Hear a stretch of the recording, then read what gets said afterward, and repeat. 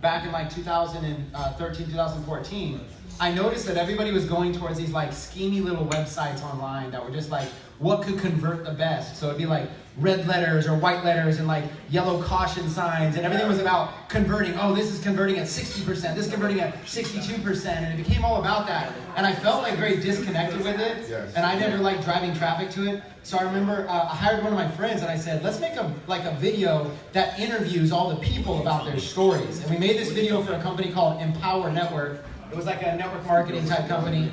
And the company was all schemy, and then we made this video and everybody loved it. And it just exploded. We did like I did about $500,000 in commissions off that video. And after that, I was like, I gotta do these videos. So when I joined JV Zoo and I started doing product launches, I noticed the same thing. Everybody's all about these long form sales pages. We're different. Trying to do it. I'm like, I gotta stand out. So what did I do?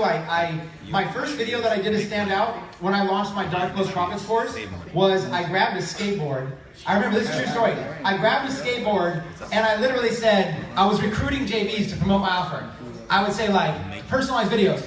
I'm on the skateboard and I got somebody film me. Hey Billie Jean, I want to share my product launch with you. But first, I gotta ollie over my car real quick. Come on. And then like I bring them along and I go down this hill and I literally went and I jumped off my skateboard, ran over my car, which at the time was like an old Lexus. That was sick though. I ran over my car, jumped back on the skateboard, skateboarded in my office, sat down on a chair, and I'm like, all right, Billy, now that I got your attention, let me tell you the details. It worked. Blah, blah, blah, blah. It's this date, this price, this whatever. It worked. We did $1 million in sales in the first month. Ooh. So it just worked. No one knew why. There's no way to test ROI on a lot of this stuff. You know, like if you run an ad, you can say, okay, we're going to spend $10,000. Let's see how well the video converts. But if you're just like recruiting JVs and stuff, you're really just gambling. I'm gambling. I'm saying, I bet I got to get his attention. That's really what it comes down to. If I can get Billie Jean to promote my offer, then he can sell $100,000 of my stuff. It's worth it for me to gamble and try to get his attention. So I try to stand out. And that's what I saw Billy doing. Right now, Billy is the talk of the networks that I'm involved in. Billy's name's risen to the top of them almost overnight in the last year. And I personally think it's because you're standing out with these videos. Right. I agree. And I mean, thank you. The video started from like, it wasn't because I was like some fucking genius or like mastermind. Like even when people talk about, I never consider myself smart. No, you even spelled genius wrong. I always consider myself like a really excellent salesman, and like I understand like people, so I can market. But yo, when I went to the University of San Diego, right? You guys have to understand, in high school, I was like the king slacker. I did every fucking assignment like 5 minutes before it was done. I copied people's homework in the beginning. I went to college and like I fucking played Madden. I was like a professional fucking Madden player, like Xbox. Like I was just a fucking dickhead. So that was a lot, sorry. But anyways, what happened is the teachers used to give us these assignments to do reports. And I'm like, yo, I'm not doing a report. So I used to go in after class and I used to ask the teachers, I said, instead of this PowerPoint presentation, can I do a video? And they'd be like, well, we've never had that before, sir. I'm like, yo, just let me do a video, I promise. And I used to do video submissions when everybody else was presenting in PowerPoint, and literally the entire class started cracking up. They loved it, and everybody started to look forward to my videos. And then it dawned on me like, holy cow, being different and doing these videos is like elevating my game. And not only, like it was my lazy way of doing a presentation, but it was like the most received thing to like elevate me to like, oh, he's going all in. Like other classmates came to me like, man, why do you go so hard in these presentations? I'm like, hard, like that's my easy way to be lazy. And so I fell in love with video by trying to create an escape to actually having to do the work. And then, you know, now that it worked, there's a lot of shit to put on videos, but nonetheless, like it happened like that. Yeah, I love videos because. Chris, let me ask you some questions. You can just get to ask all the damn questions. So Chris, I'm scared of your questions, man. So, how many of you guys have seen Chris Records videos before? Well, Entrepreneurs Got Choices with Billie Jean. Hey, has anybody seen the rap music video that Billy and I did together? Yeah. Let's go. Film that, shout out, film at your spot. Well, hold on. I want to break this down because you guys should know this about Chris. Before Chris started doing these music videos, he like told me about the idea. We were chatting. We were like, I think I just spoke at his event, and I was like, all right, cool, because like anything's possible. But inside, I was like, yeah, that's fucking stupid. You're gonna be an entrepreneur and you're just gonna start rapping. Like, I'm not really sure it's gonna work, Chris. Like, you just have to think about that. You have to think about how logical that sounds. Like, Chris, this entrepreneur, super successful, smart guy, is like, yeah, man. Anyways, fuck the business stuff. I'm gonna be a rapper. And I was white, so I think that's what it was. Yeah, it was definitely, that was for sure racist. And I'm like, I'm looking at this and I'm like, dude, what are you talking about? And the biggest lesson you taught me, Chris, is, wow, how stupid am I for envisioning so small? Because here Chris comes and he makes these videos, several of them with millions of views. He's been featured on primetime TV, HBO, organic millions of views, Shopify's biggest affiliate, ClickFunnels' biggest affiliate, all because he did the crazy thing that was unpopular and unlikely. And it just reminded me of, holy shit, I was the hater in a situation. And I think we can all be the haters in a situation, but like, I would say for your brand, your music has taken it to a whole different place. Now, like every time like we're together, like when we walk outside, motherfuckers will stop press like, yo, I saw this video. I'm like, dude, you're a rapper. What's your favorite song, Chris? Yeah, what's your favorite song? That you did. Entrepreneur's Got Choices. Yeah, I should like politically correct say the one I did with Billie Jean. Yes, that's a wise answer. That is probably one of my favorites. I think the Hodl Gang song I did, the cryptocurrency song, because I did that with like the least amount of effort and it exploded the most.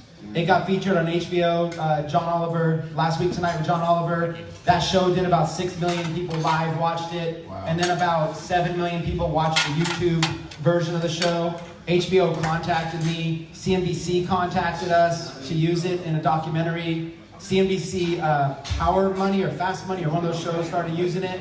And I get recognized out of anything I've ever done, the thing that I get recognized in public the most for right now is the Hodl Gang song. Wow. The thing is, I just wrote the song really quick.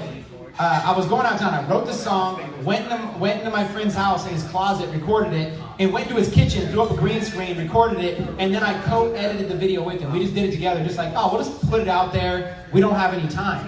And it's funny what goes viral. Right. And it went viral because I did a copy off the song Gucci Gang, which basically, if you don't know the lyrics to Gucci Gang, he just repeats the word Gucci Gang the whole song. Yeah. That's it. Gucci Gang, Gucci Gang, Gucci Gang. It's like, how hard could that one be to remix? Let's start there. And but watch this. I mean, I think the lesson is in the imperfect action.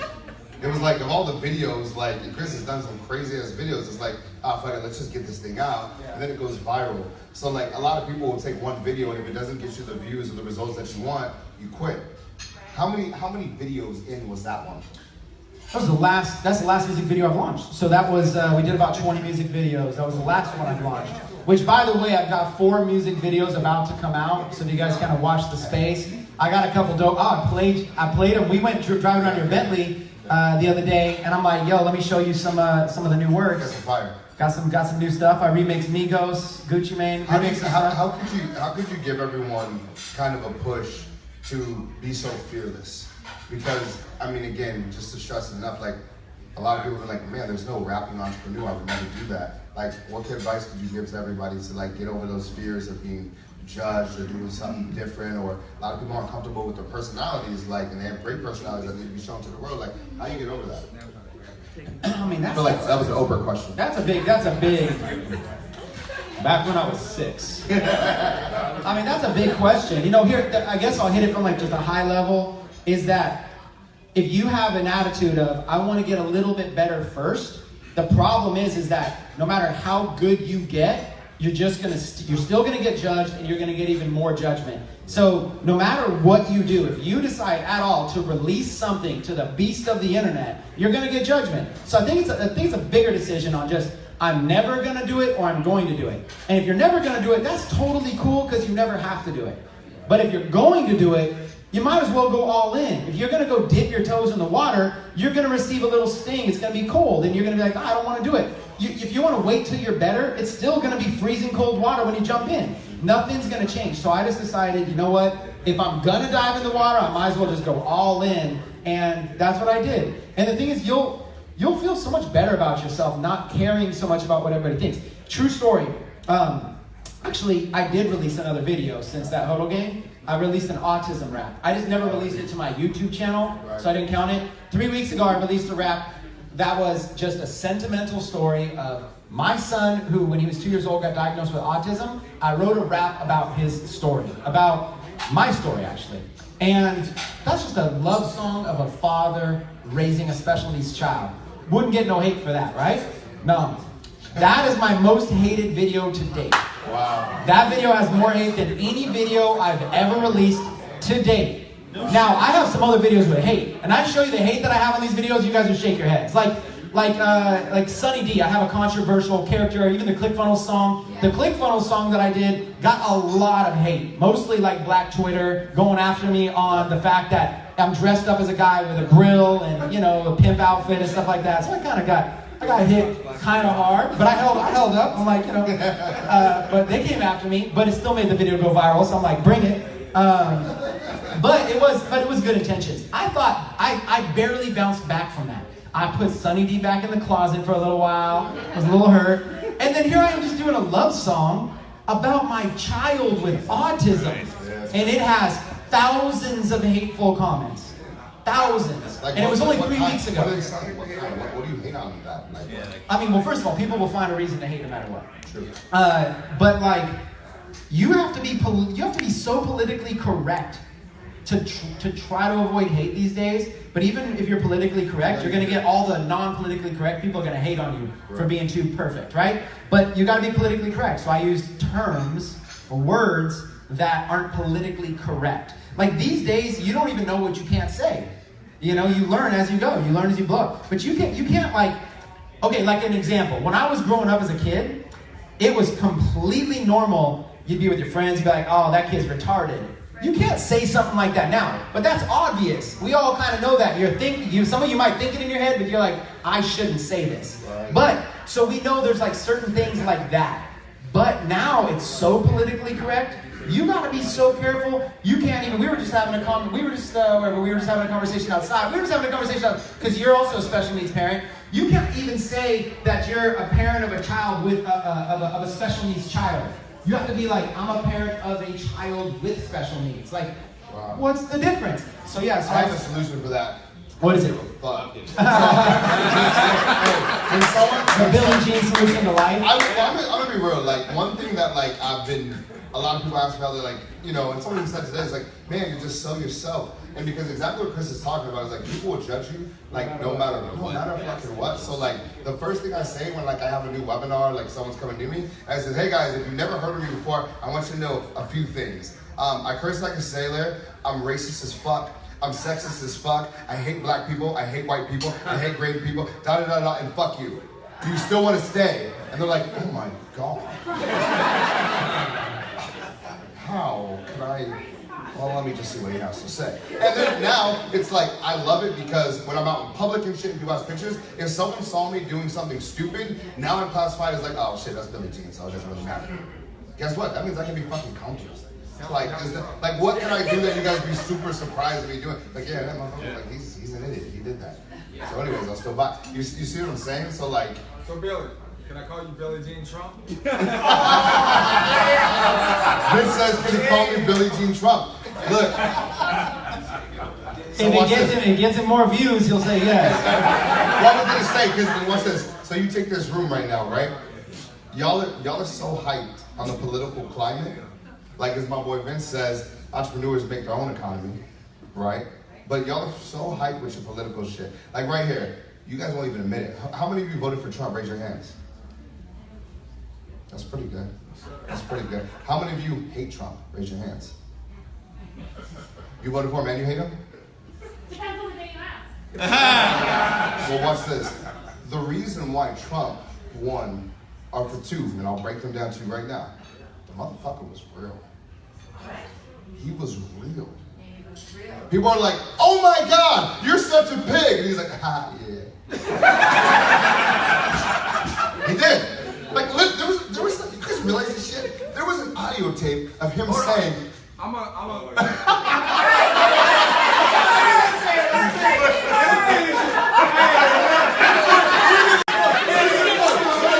may have to end the live stream right now. We may have to end the live stream right now. It's getting a little too real for you guys. I'm gonna say peace out.